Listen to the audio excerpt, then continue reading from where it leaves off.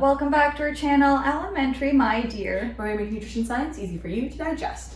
Today we're going to talk about the problem with dieting. And why it's just so pervasive in our culture. It's the new year. A lot of us are talking about it a lot more. Definitely. I know this time of year, I think people are setting their resolutions. People are feeling maybe a little bit guilty from the holidays and overindulging, all that kind of stuff. And I know that gyms, fitness influencers, nutritionists are all exploiting those feelings. When we say the problem with dieting, I think what we want to really get into is more the problem with diet culture in our society. Which I feel like diet culture, like we hear that word a lot, but I don't know how common it is like among the general population. Diet culture is a set of beliefs where thinness and body shape and appearance is kind of valued above everything else, including true health and wellness. It's almost like the pursuit of thinness should be everyone's goal, and being thin is almost viewed as like the ultimate like achievement. And you know, people will say like, congratulations, you know, you've lost 20 pounds, that's amazing. When we talk about diet culture, we're not talking about people that might be on like prescribed diets for medical reasons that are doing so for actual medical reasons. That's not what we're talking about. And actually, you don't even need to be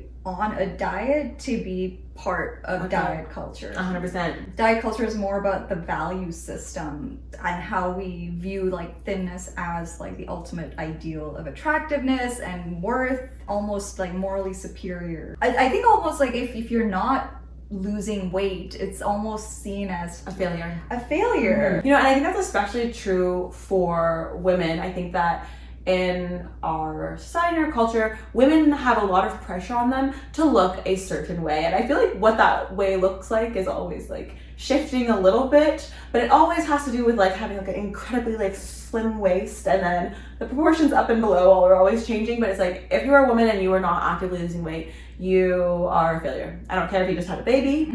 I don't care if, it doesn't matter. If you're not losing weight, you're failing. The idea of dieting, honestly, it's just pervasive. It's just very pervasive all around the world. In my own experience, I would say 50% of my interactions with people at some point, dieting or weight loss will end up coming up. Whether it's in the context of people being happy that they were able to lose weight, or being upset that they haven't been able to lose weight, or comments about other people's bodies often happen as well. What is that? I don't know. Okay. We've speculated on what it is. It sounds like someone's dropping something. But like, are they like in your ceiling? No, I think it's like some like the piping or something. Like something. I don't think it's a human dropping something. Dieting always finds its way into every conversation somehow. Women were hard on ourselves, and I think we might even be harder on other people. And you know, like you said, I think in our world of like dietetics and nutrition professionals, dieting has become somewhat of a like bad word, and we're all very, I think, more mindful of how we talk about our bodies and dieting and food and things like that. But I'm not sure that that's the case everywhere. And I remember I told you about this, but like a few months ago, I was with a couple of friends, and one of them was talking about one of her friends and had made the comment like that friend had lost weight and she should feel really good about herself. And I remember in that moment, like I had like this visceral reaction, like it felt, it almost felt like she said something like racist or something. It felt like honestly, I feel like that's how we were like conditioned.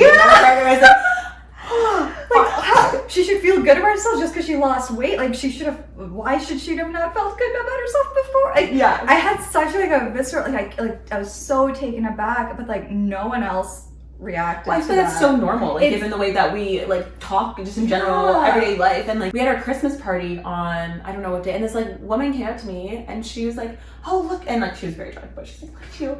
She's like, oh, I would never look good in that dress, you're so skinny, blah blah blah. And I was like, ma'am, you look great. You look great. And she's like putting herself down in like comparison to myself. I literally just met this woman, like I just met her, and that was like one of the first things that she said to me. And I think it shows like how that's like, especially as women, the first thing that people focus on is like weight. The fact that she noticed that about me and then compared herself is like, that's the first like value. That's a value that women have. It's like the first thing you look at is like, okay, are you like attractive, and what does that mean? Are you skinny? I think that type of like fat talk or whatever is very common. Like people will put themselves down so easily and then oftentimes put down other people too. That comparison thing, obviously, I mean, we all know like social media has not helped that at all. Well, the filters and stuff now. They have body video filters, yes. One of the reasons that like this kind of idea of like thinness being the ideal has lasted for so long is because there is such a business behind it. So like, you know, even if we look at from like the angle of like the filters industry, like that is like they make money from that. So, like no one's just making these filters for free. But then you also have like the books and the programs and the supplements and the weight loss tea, the diarrhea tea. Apparently it's a $60 billion a year industry, the dieting industry. There are people that are there to fuel the insecurities and profit from it. I've heard people say, like when talking about fat phobia, etc., people will say, oh well, it's an evolutionary biology thing to be attracted to people who are healthy because skinniness is seen as healthiness. And I'm like, that's not true. You go back like even 200, 300 years, being more like plump and having more fat mass was more attractive because it showed you had meat. It's purely like societal. Like these are just like a social constructs. But like we've been almost conditioned to think that no, if you're skinny, you're healthy, and if you're not skinny, then you're a big fat lazy blob. It is such a false equivalency, and you know, talking about fat phobia, I think it's so interesting to me when people.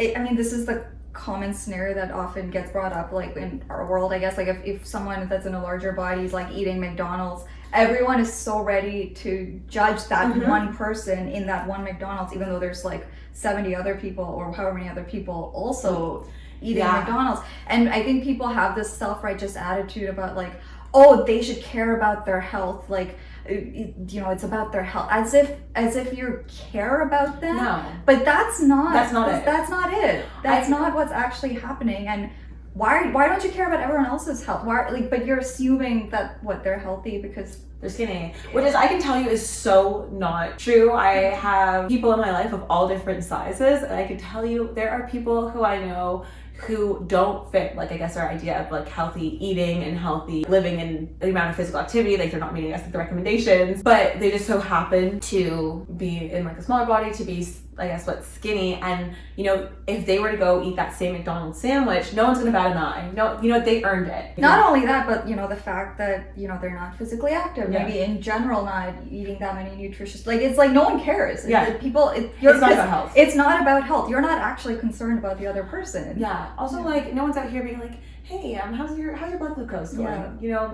You know, I think she's a better person because her fasting blood glucose is better than that person's fasting blood glucose. Or maybe that's a bad example because like there's like a disease state there, but like I know what you mean. Or people aren't going like, oh, like have you been sleeping well? Have you been exactly? Like, honestly, if anything, sleeping not well is almost like.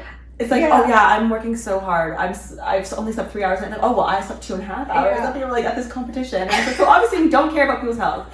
We just, for some reason, we just pretend like that's what it's about. But what it really is fat phobia. Fat phobia, it might be a new term for a lot of people. Again, in our circle of like nutrition, we see it. I see it all over the gram every day, plastered over fat phobia. It is basically the prejudice against people in larger bodies or people who have more fat mass. It can manifest in like a lot of different ways. I know that, you know, weight bias is a thing, for example, which I think falls under that umbrella. There's lots of like judgments about what that person's doing in their life, the judgments about if that person is healthy and things like that. So, you know, it really does kind of fall into, I guess, like the hierarchy of like privileges, you know, there's like gender privilege and race privilege and all these different things, and weight privilege / like, I guess like thin privilege is also falls like into that. Fat phobia it's everywhere to the point where I think if you don't really think about it, it just seems like normal life. Like it's not something that stands out. I think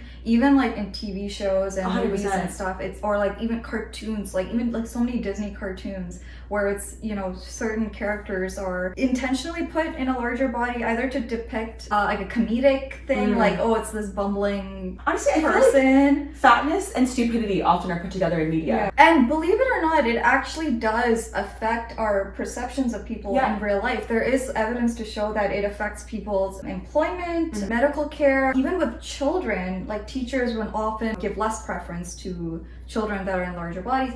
The children that are in larger bodies tend to get bullied more often. So all of these messages that are around us does end up affecting how we treat each other in real life, and we may not realize that that's what's happening, but that is what's happening. And also though, I think it's like one of the like phobias or isms that's actually like acceptable. Like I think there's a lot of people that you could accept, like seen as acceptable or accepted in our society. Not like it's not acceptable, never. But it is accepted in our society. Where you could like walk up to someone and make like a joke about a fat person, or like be like, oh look at that person, they're so fat. But you can never be like, oh I'm gonna make a joke about a black person, a gay person, or whatever. And I know like obviously like it depends where you are, but like I think that like in the media, as you said, it's so pervasive. And even like Friends that was made like, when was Friends made? Like early 2000s-ish? 90s to or into the early 2000s. Yeah. Like the whole running theme of like Monica used to be fat. Like, okay.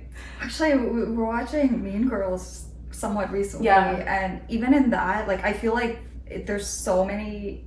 It's such a funny movie, but there's so many problematic jokes in that. Like even when they're trying to get Regina George to like gain weight, and the entire premise was like getting rid of her friends, getting rid of her hot body, and they were like trying to make her gain weight. I feel like that's like not even problematic because it's like a real depiction of like how we value things. If you think about it, it's like we had her friends, which is like really, that's your social circle. That is very valuable to people. And then the next thing, hot body, done. And that's gonna ruin her life. But it's like, I feel like an accurate depiction. And like we watched it and we're like, oh, okay, cool, that makes sense.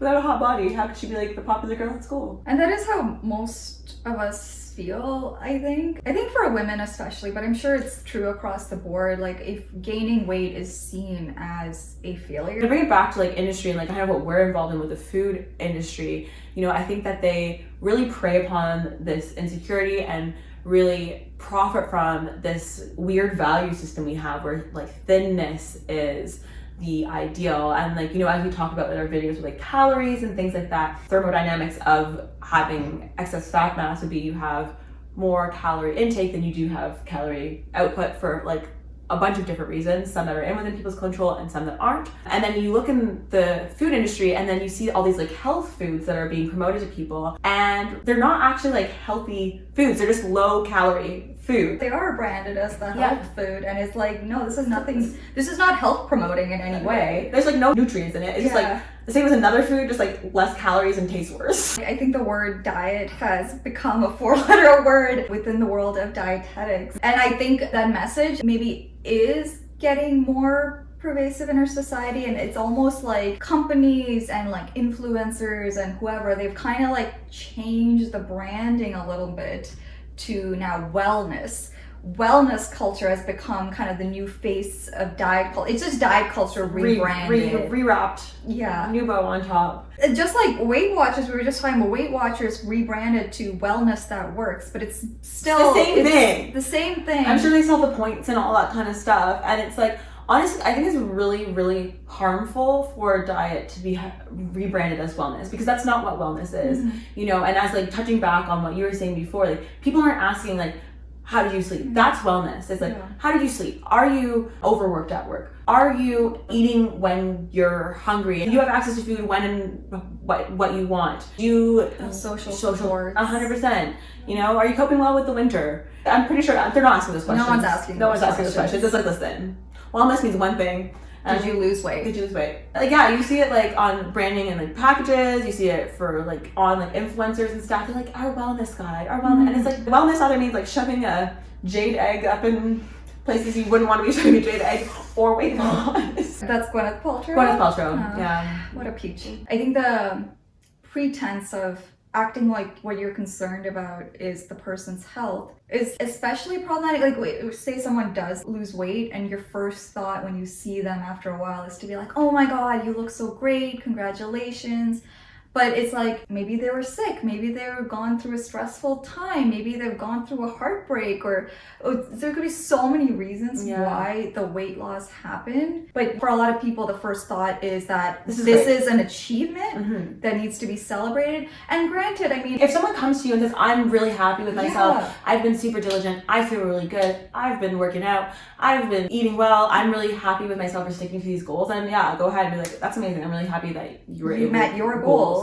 But like, if you walk up to someone and you're like, wow, you weigh less and therefore I think you're better, you're taking up less space in the world, therefore you're worth more. Also, I mean, I think we could also just talk about the fact that how people pursue that weight loss often tends to not be healthy and not sustainable. Is it even worth your time? Are you actually contributing to your health? And a lot of times the answer is no. You know, if you're cutting out a lot of different foods, severely restricting to the point that you barely have the energy to be productive and be around people and enjoy your life, and you know, you're compromising your social life, and maybe not being able to sleep well because you're not eating enough, and not being able to be physically active because you don't have the energy for it because you're not eating enough. Are all of those things truly healthy? No. In my professional opinion, no. That's your RD stand disapproval. Ultimately, we're all victim to this messaging. Full disclosure, I don't think I was consciously aware of all of this messaging and how we talk about these things until we were very explicitly kind of taught in our education. Now I've started to notice, like, wow, this is really messed up. Like, even, you know, we were talking about even with kids, like how, what were the studies have shown, like kids start dieting from like the age of 8 years old. That's insane. That's not healthy, because like when you look at, like, you know, obviously there are children who have obesity and things like that, and that can have an impact on their health. But when you look at like the recommendations, like based on evidence, based on science, you should never be promoting weight loss in a child because it's such an important period of growth, and that can cause even more damage than, you know, if a kid is overweight or obese, and mentally just like... No, exactly, absolutely. And when I was doing my dietetic placements at a family health team, there was a patient, and it was a 5 or 6 year old, a very young girl, and her mom was very much wanting the child to lose weight, and it was very clear that it was out of love and concern for the daughter's health. You could see that it was coming from a place of love, but just the language of the body shaming and putting her on those restrictive diets at such a young 5 or age. 6, like that's like being that age and being told to not eat, being given different foods from the siblings, from the rest of the family as a whole. It was very heartbreaking to see, but I think it is way more common than it should be. That exact same thing happens to adults all the time, from like the TV, the magazines, Instagram, their friends, family, like employers, the healthcare system, internally. So what can we do? To combat and take down diet culture? I think there needs to be a lot that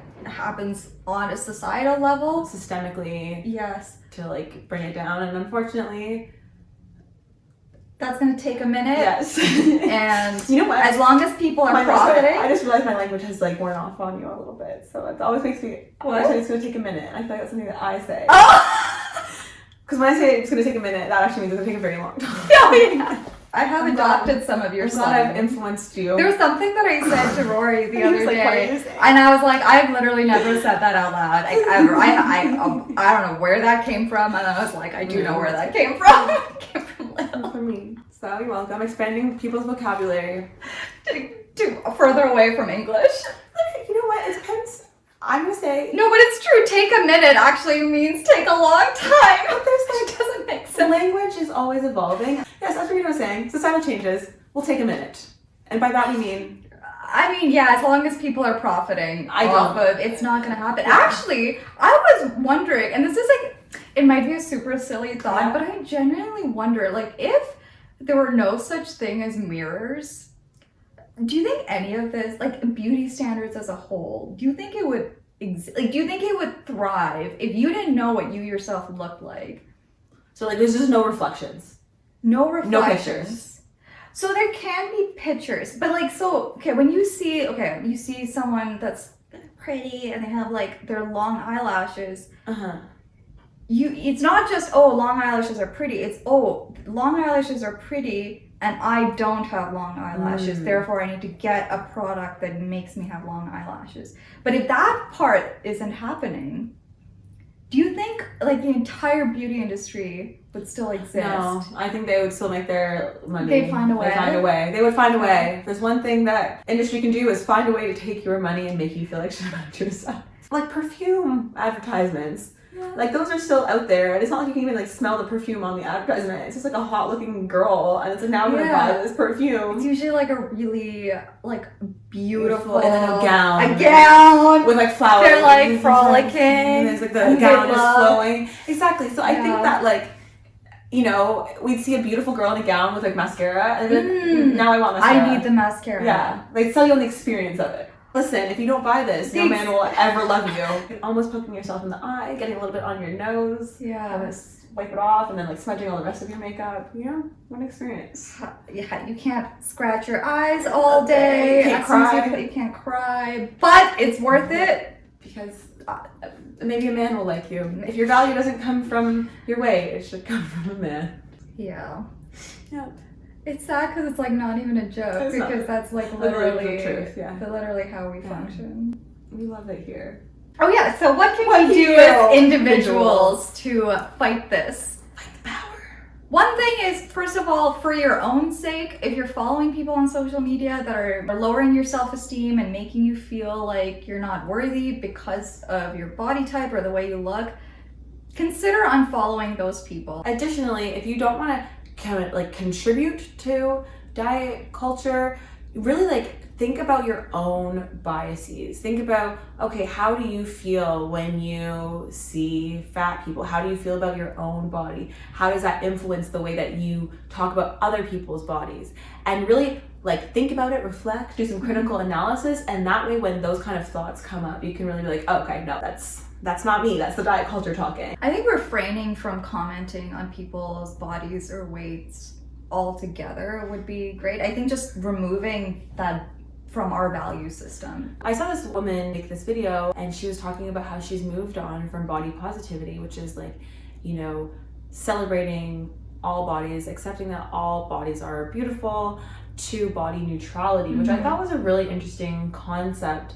And it's like, my body just is. It is the vessel that my existence is in. This is the body I have, and these are the things that it does for me. These are the things that it doesn't really do for me. But I think that's like maybe not a place that would be easy for like a lot of people to get to. Yeah, I like the messaging of body neutrality even more than body positivity. I think just because I think body positivity, they're still placing value on what the physical body looks like. Yeah. Whereas, yeah, like you said, I think the neutrality piece is, you know, yeah, this is just what's allowing me to experience life. I think it's hard to get there when everything around you is telling you that you need to care about that, including the people in your life. It's definitely hard to get to that place, but I think if we can maybe all collectively try, then maybe at some point we will be able to get somewhere close to that. And honestly, I think if you're really, you know, trying to fight the system, you can actually call people out on some of the things they say, because you know, I've had people in my life basically make comments about other people for the size of their body.